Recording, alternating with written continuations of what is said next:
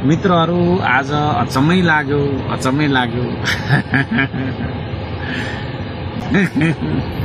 म चाहिँ त्यहाँ तपाईँको थिइनँ होइन, पूर्वतिर आएको छु।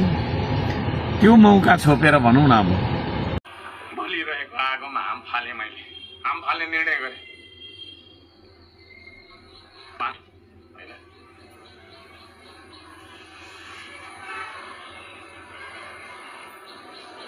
यो देशको